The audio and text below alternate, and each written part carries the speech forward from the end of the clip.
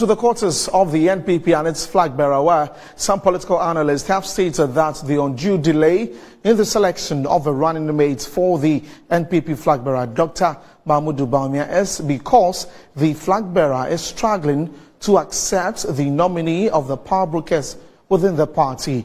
They described as worrying the indecision on the part of the NPP flag bearer as far as the selection of a running mate is concerned.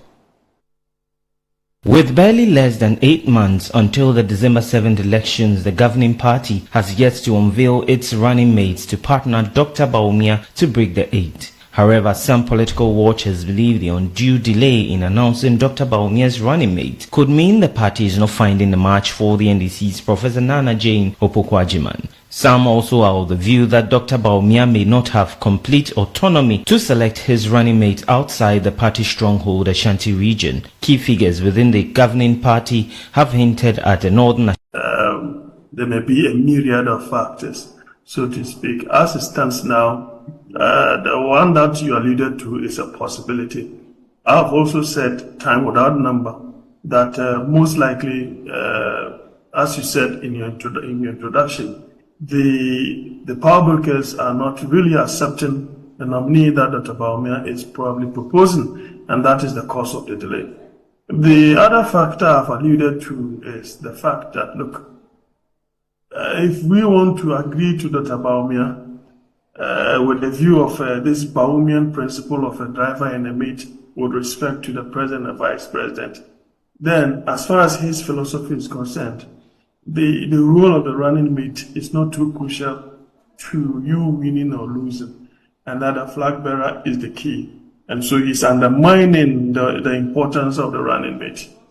That apart, they seem to have constrained themselves with this issue of an Ashanti, oriented person to partner him.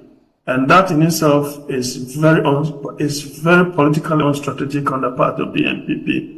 What I said is the fact that, look, they ought to have thrown, the selection of that particular running mate a little more wider than narrowing it to the Ashanti ticket. Because when you do that, you are virtually alienating members of other regions who are not necessarily Ashantis.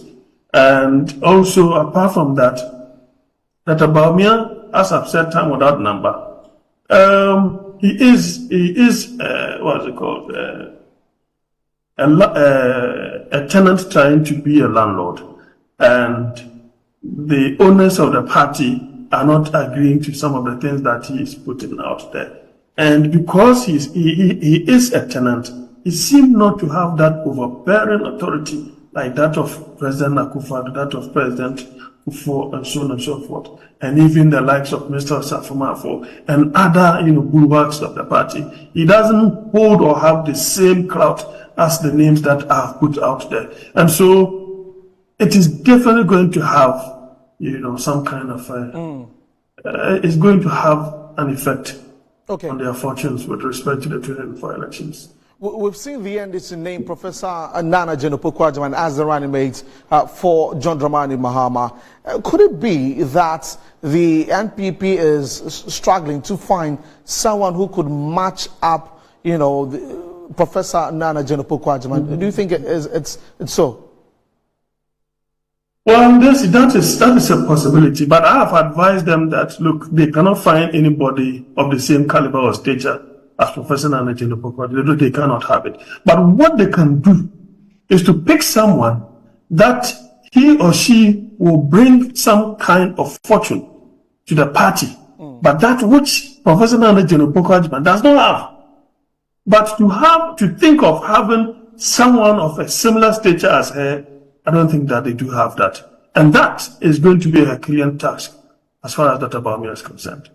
Putting you on the spot, if you have the opportunity to name some persons who could be in the line for the running mate position, who would you name?